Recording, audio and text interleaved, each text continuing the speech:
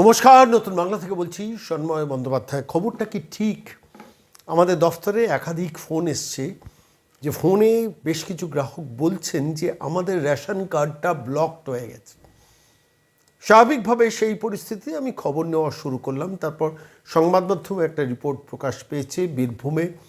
সেখানে বেশ কিছু মানুষ যারা রেশন দোকানে গেছেন, গিয়ে দেখছেন তাদের নির্দিষ্ট কার্ডটি ব্লকড। তারপর আমরা স্বাভাবিকভাবে নিরন্তর খোঁজ শুরু করি এবং ration all India ration dealers association, যারা পশ্চিমবঙ্গ চ্যাপ্টারে অত্যন্ত গুরুত্বপূর্ণ ভূমিকা পালন করেন, তাঁর যিনি সাধারণ সম্পাদক বিশ্বম্ভর বসু, আমি তার সঙ্গে সরাসরি যোগাযোগ করি এবং যোগাযোগ করে যে তথ্যটা আহরণ করি আজকের নতুন বাংলার এই প্রতিবেদনে আমি সেটাই আপনাদের কাছে পেশ করব, যেখানে পরিষ্কারভাবে কেন্দ্রীয় খাদ্য সুরক্ষা দফতর থেকে যাদের বাড়িতে গাড়ি আছে, যারা ইনকাম ট্যাক্সের নির্দিষ্ট সীমানার ওপরে বাস করেন, অর্থাৎ একটা অনুমোদিত সীমা, সেই সীমার বাইরে বাস করেন, অর্থাৎ ইনকাম ট্যাক্সের রিটার্ন দেন কিংবা জিএসটি রিটার্ন দেন, তাদের কার্ডগুলোকে ব্লক করে দেওয়া হচ্ছে এবং তারা যখন রেশন দোকানে যাচ্ছেন গিয়ে দেখতে পাচ্ছেন তারা অনুমোদিত সীমার বাইরে, ফলত তাদের রেশন কার্ডটা ব্লকড। আমি বিশ্বম্ভর বসু তিনি কি বলেছেন আমাদের প্রশ্নের উত্তরে আমি সেটা শোনাবো, কিন্তু নীতিগতভাবে একটা কথা স্পষ্ট থাক, যাদের আয়ের ঊর্ধ্বসীমাটা ওপরে বাস করেন, অর্থাৎ যথাযথ আয় আছেন, যারা বাড়িতে 4 চাকার গাড়ি মেনটেন করেন, যারা জিএসটি রিটার্ন দেন, যারা ইনকাম ট্যাক্স দেন, সরকারকে ইনকাম ট্যাক্স দেন, আয়ের ওপর ইনকাম ট্যাক্স দেন, তারা নিশ্চিতভাবে বিপিএল বা আর্থিকভাবে দুর্বল পরিবার নন। তাহলে তারা রেশনের আওতায় কেন আসবেন? রেশন পাবেন কেন? অর্থাৎ রেশন কেন পাবেন? আমি প্রশ্নটা করছি এই কারণে, আপনারা যারা এই প্রতিবেদন দেখছেন আপনাদেরও অবহিত থাকা দরকার যে কেন্দ্রীয় সরকার খাদ্য সুরক্ষা দপ্তর কত ভর্তুকি দেন রেশনের জন্য। যিনি 2 কেজি চাল 3 কেজি গম পান, তারা এই 5 কেজি চাল গমের পেছনে একটা সরকারের, সেটা একদম মাঠ থেকে সেটাকে কালেকশন, মানে ফুড কালেকশন থেকে শুরু করে food corporation, godown, retailer, distributor এবং তারপরে রিটেলের কাছে গ্রাহকদের হাতে পৌঁছে দিতে প্রতি কেজির পেছনে আজ থেকে 5 বছর আগের হিসেব 30 টাকা করে লাগে। তাহলে 5 কেজি একজন মানুষকে রেশন দেওয়ার জন্য, চাল এবং গম দেওয়ার জন্য তার খরচা হচ্ছে 150 টাকা। আই রিপিট, 150 টাকা। 30 × 5, এটা 5 বছর আগের হিসেব। এখন খরচটা অনেক বেড়ে গেছে। মাঠ থেকে ধান কিংবা গম সংগ্রহ করে সেটা নির্দিষ্ট দামে কিনে সেটা গোডাউনে রেখে, তারপর এফসিআই গোডাউন, সেখান থেকে ডিস্ট্রিবিউটার থেকে রিটেলার করতে করতে 150 টাকা কেন্দ্রীয় সরকারকে ভর্তুকি দিতে হয়। এর আগে নিয়ম ছিল 2 টাকা করে গ্রাহক দেবেন, সেটাও বিনা পয়সায় হয়ে গেছে এবং ফলত স্বাভাবিকভাবে পুরোটাই কেন্দ্রীয় সরকারের ভর্তুকিতে যাচ্ছিল। এবার 150, একজন পরিবারে 4 জন সদস্য আছেন, তো সেই 4 জন সদস্যের জন্য সরকারের তরফ থেকে 600 টাকা ভর্তুকি দেওয়া হচ্ছে। এবার এই যে 600 টাকা ভর্তুকি দেওয়া হচ্ছে, অর্থাৎ সমস্ত টাকাটা সরকার থেকে দেওয়া হচ্ছে। সরকার বলছে আপনি যখন ইনকাম সেই পরিমাণ করেন যার পেছনে ইনকাম ট্যাক্স দেন, আপনি ব্যবসায় এতটাই লাভ করেন যে সেখানে জিএসটি দেন, আপনি আপনার বাড়িতে 4 চাকা গাড়ি আছেন, একটা 4 চাকা গাড়ি মেনটেন করতে গেলে যে খরচাটা লাগে, স্বাভাবিকভাবে আপনাকে ভর্তুকি দেওয়াটা উচিত নয় সরকার মনে করছে। ফলত স্বাভাবিকভাবে এই একটা পরিবার যার গাড়ি আছে কিংবা ইনকাম ট্যাক্সের আওতার বাইরে আছেন, মানে তার ইনকাম ট্যাক্স দেন, তার রিলিফ কোনো পান না, কিংবা জিএসটি যিনি দেন সেই মানুষটার তো এই ভর্তুকিটা পাওয়া উচিত নয়। এটা হচ্ছে সরকারের যুক্তি। এবার প্রশ্নটা হচ্ছে এই যুক্তিটা ঠিক, আমি আবারও বলছি, যাদের রেশন বন্ধ হয়েছে যুক্তিটা ঠিক, কিন্তু এর প্রসেসে কিছু ত্রুটি আছে। কীরকম ত্রুটি আছে? কেন্দ্রীয় সরকারের তরফ থেকে এই কাজটি করা হচ্ছে সারা ভারতবর্ষের ক্ষেত্রে, এটা নয় যে পশ্চিমবঙ্গের ক্ষেত্রে করা হচ্ছে, সারা ভারতবর্ষে এই বন্টন ব্যবস্থাটা আছে। সারা ভারতবর্ষেই কেন্দ্রীয় সরকারের খাদ্য সুরক্ষা দপ্তর বিশ্বম্ভর বসুর কথা অনুযায়ী যে সমস্ত জায়গায় যারা আর্থিকভাবে যথেষ্ট সফল, তাদের জন্য রেশনটাকে বন্ধ করে দেওয়া হচ্ছে, ব্লক করে দেওয়া হচ্ছে। তারা রেশন দোকানে গিয়ে দেখছেন ব্লকড। এতদিন ধরে তারা এই ভর্তুকিটা পেয়ে এসছেন। এবার আমার প্রশ্নটা হচ্ছে যে এই প্রসেসটাকে অনেক বেশি ট্রান্সপারেন্ট করার জায়গা ছিল কেন্দ্রীয় সরকারের। কীভাবে? তারা কাগজে বড় করে বিজ্ঞাপন দিয়ে বলতে পারতেন যে যারা আর্থিক সীমার বাইরে অর্থাৎ যথেষ্ট অর্থবান মানুষ, আপনারা অনুগ্রহ করে এই ভর্তুকিটা নেবেন না।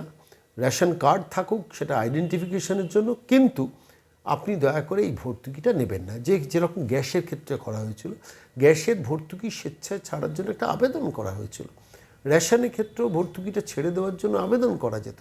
একটি রেশন ডিস্ট্রিবিউটারের কাছে, ডিলারের কাছে যদি 1000 জন গ্রাহক থাকেন, তার মধ্যে এখন দেখা যাচ্ছে, আমি বলছি অ্যাভারেজ, হয়তো 100 জনের কার্ডটা ব্লকড হয়ে যাচ্ছে।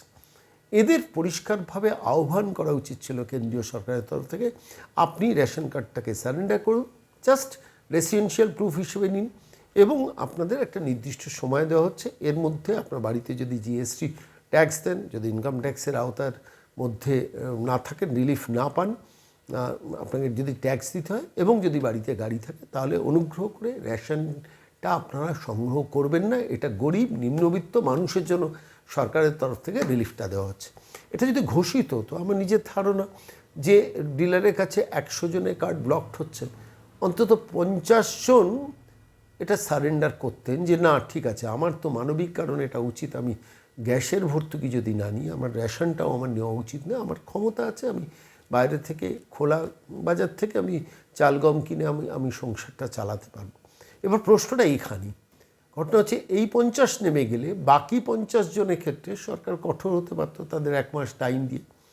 কেন সেটা করা হলো না? এটা উঠছে প্রশ্ন ক্রেতাদের কাছে। আমি বলবো রাজ্য সরকারের, বর্তমানে রাজ্য সরকারে যারা ক্ষমতায় আছেন সর্বোচ্চ পর্যায়ে, এবং শাসক দলের যারা সর্বোচ্চ পর্যায়ে এই রাজ্যে এই মুহূর্তে ক্ষমতাসীন আছেন, তারা একটু ভেবে দেখুন যে এটা নিয়ে লাগাতার একটু প্রচারটা থাকা দরকার। এবং যদি বিশ্বম্বর বসু যে ইন্টারভিউটা আমাদের দিয়েছেন, তার বক্তব্য যদি ঠিক হয়, আমি আবারও বলছি এটা ঠিক, অর্থাৎ যে কাজটি হয়েছে সে কাজটি ঠিক, অর্থবান লোকেদের রেশন দেওয়ার কোনো প্রয়োজনীয়তা নেই, কিন্তু এতদিন ধরে যেহেতু তারা পাচ্ছেন, তাদের সেটাকে বন্ধ করার জন্য সরকারের একটা নির্দিষ্ট প্রসেস থাকা উচিত ছিল, যে প্রসেসটা সম্ভবত ফলোড হয়নি। আমি সম্ভবত কথাটা বলছি এই কারণে, টুকরো টুকরো খবরগুলো আমাদের দফতরে ভেসে আসার পর আমি সিদ্ধান্ত নিয়েছিলাম বিশ্বম্বর বসুর সঙ্গে কথা বলতে, যিনি রেশন ডিলারদের সর্বোচ্চ মাথায় রয়েছেন এ রাজ্যে। তিনি আমাদের কি বলেছেন এই ব্যাপারে সেটা শুনুন। আমি আবারও বলছি, কেন্দ্রীয় সরকারের এই যারা অর্থবান লোক তাদের ভর্তুকি বন্ধ করার সিদ্ধান্তটা 100% ঠিক, কিন্তু আবার এটাও বলছি প্রসেসে অনেক ত্রুটি রয়েছে। আমি অনুগ্রহ করে রাজ্য সরকার, কেন্দ্রীয় সরকারের সর্বোচ্চ পর্যায়ে যারা আছেন, আমি তাদের কাছে বলবো প্রসেসটা একটু রেকটিফাই করুন, এখনও সময় আছে। অন্তত এই সিদ্ধান্তটা যদি এই সিদ্ধান্তটা সত্যিই নিয়ে নেওয়া হয়ে থাকে, তাহলে অফিসিয়ালি বিজ্ঞাপন মারফত মানুষের কাছে আবেদন করা হোক যে আপনারা স্বেচ্ছায় এই রেশনের ভর্তুকি থেকে বেরিয়ে আসুন, তাতে গরিব মানুষের উপকার হবে। আমি জানি না সরকার কি করবে, কিন্তু আমার মনে হয়েছে নতুন বাংলা দায়িত্বশীল ছোট একটা গণমাধ্যম হিসেবে সমস্ত বিষয়টা আপনাদের দরবারে পেশ করা, যা ঘটছে এবং সেই সম্বন্ধে বিশ্বম্বর বসুর মতামত। নমস্কার বিশ্বম্বরবাবু, আমি সন্ময় বন্দ্যোপাধ্যায় বলছি। নমস্কার। নমস্কার। হ্যাঁ, একটু জোরে যদি বলেন। একটা খবর যে যারা আয়কর রিটার্ন, জিএসটি রিটার্ন জমা দেন বা যাদের গাড়ি রয়েছে, তাদের সবার রেশন কার্ড কি বাতিল হয়ে যাচ্ছে? এটা কি ঠিক খবরটা? একদমই ঠিক। কেন্দ্রীয় সরকার সিদ্ধান্ত নিয়েছেন যে যারা ইনকাম ট্যাক্সের আওতায় আছেন তাদের আর সাবসিডাইজ রেশন পাওয়ার দরকার নেই। আচ্ছা। এবং সেই জন্য পশ্চিম বাংলাতেও এই ধরনের রেশন কার্ড ধারীদের রেশনের আওতা থেকে বার করে দেওয়া হচ্ছে। আচ্ছা। দোকানে এসে তারা জানতে পাচ্ছেন তারা রেশন পাবেন না। তাহলে রেশন দোকানে এসে রেশন দোকানদারকে নানা রকম বক্রোক্তি করে, কখনো কখনো গালিগালাজ দিয়ে তারা বাড়ি ফিরে যাচ্ছেন। এবং আমরা রেশন ডিলাররা এরকম পরিস্থিতির শিকার হচ্ছি। একদিকে এই ব্যবহারের আচরণের শিকার হচ্ছি, অন্যদিকে রেশন কার্ড কমে যাওয়াতে আমাদের রেশন ডিলারদের জীবিকার জায়গাটাও আঘাত পাচ্ছে। কারণ রেশন দিলে তার কমিশনটা আমরা পাই, ঠিক আমরা কমিশনটাই আমাদের জীবিকা, কমিশনটাই আমাদের রোজগার। ঠিক রেশন কার্ড কমে গেলে আমাদের আয়ের রাস্তাটাও অনেকটা কমে যাচ্ছে। ঠিক। এটা যদি আরেকবার স্পষ্ট করেন যে আয়কর রিটার্ন, জিএসটি রিটার্ন যারা জমা দেন এবং যাদের বাড়িতে গাড়ি রয়েছে সব রেশনের বাইরে চলে যাচ্ছেন, তাই তো? হ্যাঁ, শুধু আয়কর রিটার্ন দেন তারা নয়, যাদের এসআইআর এ নাম ওঠেনি তাদের নামটাও বাদ যাচ্ছে। না এরকম কার্ডের সংখ্যাটাও কম নয়। আচ্ছা, আমার এখানে একটু স্পষ্ট জানা দরকার, সেটা হচ্ছে আয়কর রিটার্ন, ধরুন আয়কর রিটার্ন যারা দিচ্ছেন, অনেকে তো আয়কর দেন না কিন্তু ইনকাম ট্যাক্স ফাইল আছে তাদেরও কি নাম বাদ যাবে? না না না, যারা আয়করের যে স্ল্যাব আছে সেই স্ল্যাবের মধ্যে যাদের এক্সেমশন আছে তারা পাবে, তারাই হবে। ইনকাম ট্যাক্সের ব্যাপারে, ইনকামের ব্যাপারে পশ্চিম বাংলায় 22 লাখ কার্ডধারী রেশনের আওতা থেকে বাদ পড়ে যাচ্ছেন। অন্যদিকে ইতিমধ্যে এসআইআর এর কারণে, নাম না থাকার কারণে 6 লক্ষ হয়ে গেছে। এটা আমরা যা খবর পেয়েছি, এটাও প্রায় 10 লক্ষ গিয়ে দাঁড়াবে। তার মানে এই আয়করের ব্যাপারে, জিএসটির ব্যাপারে, বা এই যে 4 চাকার গাড়ি, এইসবগুলো যেগুলো ব্যাপার আছে, তাতে 22 লক্ষ, আর এদিকে 10 লক্ষ, প্রায় 32 লক্ষ কার্ডধারী রেশনের আওতা থেকে বাদ যাবে। আচ্ছা, আমার শেষ প্রশ্ন আমি আরেকবারও করছি, সংখ্যাটা আপনি বললেন যে 32 লক্ষ বাদ যাবে, এই নিয়ে কি কেন্দ্রীয় সরকার কোনো নোটিফিকেশন আলাদা করেছে যেটা সাধারণ মানুষ পড়তে পারেন বা জানতে পারেন? না, এটা অত্যন্ত গোপনে রাখা হয়েছে। রাজ্যগুলোকে দিয়েছে, তাদের নাম তালিকা সেন্ট্রাল গভর্নমেন্ট থেকে করে দেওয়া হয়েছে। আচ্ছা, এই ইনকাম ট্যাক্স ডিপার্টমেন্ট, বিভিন্ন ডিপার্টমেন্ট তারা করে দিয়েছেন। এটা শুধু পশ্চিমবঙ্গে নয়, সারা ভারত, সারা দেশেই হচ্ছে। ঠিক ঠিক। আচ্ছা, আয়কর মানে আমি শুধু এইটুকু আরেকবার ক্লিয়ার করে নিই সাধারণ দর্শকদের জন্য, আয়কর যারা রিটার্ন দেন, মানে এক্সেমশনের আওতায় যারা আছেন, আয়কর দিতে হয় না অথচ আয়কর ফাইল, তাদের রেশন কার্ড বেঁচে যাবে, তাই তো? হ্যাঁ, অবশ্যই তাদের কার্ড বেঁচে যাবে।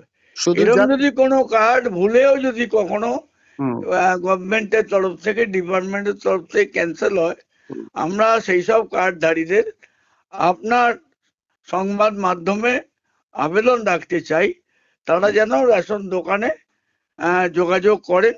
আর রেশন দোকান থেকে যদি তারা সদুত্তর না পান, তারা আমাদের অল ইন্ডিয়া ফেয়ার প্রাইস সব ডিলার ফেডারেশনের সাথেও আমাদের সাথে যোগাযোগ করলো, তাদের কার্ড যাতে ডিঅ্যাক্টিভেট থেকে অ্যাক্টিভেট করা যায় আমরা তার চেষ্টা করব। একটা কথা বলুন তো, এক একটা দোকানে, মানে রেশন, সাধারণ মাঝারি মানের রেশন ডিলারের দোকানে এরকম কত কার্ড ডিঅ্যাক্টিভেটেড হচ্ছে? Any idea? হ্যাঁ, কেন আইডিয়া হবে না, প্রায় মিনিমাম 100, ওপরে তো 200-250 হয়েই যাচ্ছে। মানে এক একটা রেশন দোকানে 100-150 কার্ড ডিঅ্যাক্টিভেটেড হয়ে যাচ্ছে বলছে? হ্যাঁ, হয়ে গেছে অলরেডি। এবং সেটা মানে ডিঅ্যাক্টিভেশনটা কি ওপর থেকে হয়েছে, মানে আপনাদের অফিস ওপর থেকে? থেকে? এখন যখনই আপনি সন্ময়দা, আপনার নাম হয়তো বাদ যাচ্ছে, আপনি জানেন না, দোকানদারও জানে না, আপনার যখন ফিঙ্গারপ্রিন্টটা ইপস মেশিনের উপর ধরা হলো, আপনি যেই টাচ করলেন, তখন স্ক্রিনে উঠে আসছে আউট অফ ইনকাম লিমিট। আচ্ছা, আউট অফ ইনকাম লিমিট। দেখুন, আউট অফ ইনকাম লিমিট। বিশ্ববাবু, আপনি তো দীর্ঘদিন ধরে এই জগতে আছেন, আমার খুব স্পষ্ট মত এ ব্যাপারে, এটা আরেকটু স্পষ্ট কেন্দ্রীয় সরকারের তরফ থেকে নোটিফিকেশন জারি করে, আগাম প্রচার করে, বিজ্ঞাপন দিয়ে এটাকে ইমপ্লিমেন্টেশনের দিকে নিয়ে যাওয়া উচিত ছিল। আমাদের আপনার কথার সাথে সহমত পোষণ করে আপনার কথার সাথে আর একটু যোগ করতে চাই, যে প্রত্যেকটা কার্ডধারীদের ডেটাবেস তৈরি করা আছে, সেই ডেটাবেসে প্রত্যেকটা কার্ড হোল্ডারের মোবাইল নাম্বার দেওয়া আছে। এই মোবাইল নাম্বারে প্রতি মাসে দুটো করে মিনিমাম SMS যায়। প্রথম মাসের প্রথম SMS যায়, তার কার্ডটা কোন ক্যাটাগরি এবং তার বরাদ্দ কতটা চাল, কতটা গম।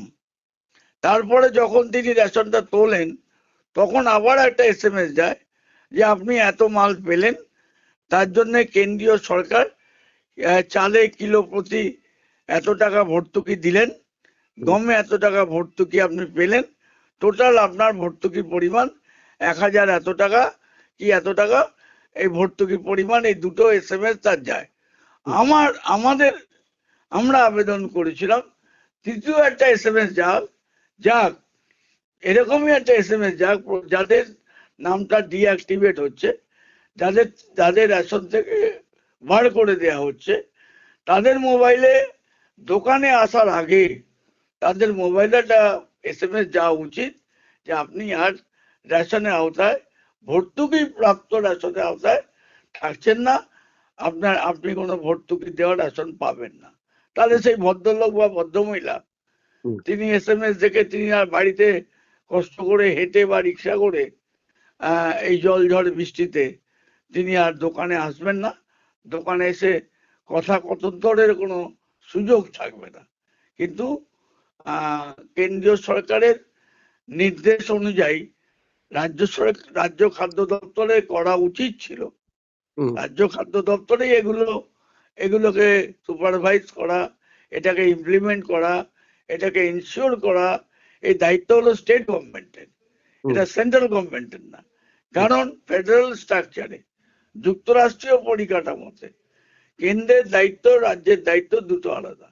কেন্দ্রের দায়িত্ব প্রকিউরমেন্ট আর রাজ্যের দায়িত্ব হলো ডিস্ট্রিবিউশন করার ক্ষেত্রে যা যা দায়িত্ব আমাদের রাজ্য খাদ্য দপ্তর সঠিকভাবে পালন করেননি বলেই মানুষের হ্যারাসমেন্ট, মানুষের বিড়ম্বনা, সাথে ডিলারদের বিড়ম্বনা তো আছেই, কারণ আমরাই প্রকৃত অর্থে সরকারের এনকোয়ারি কাউন্টার।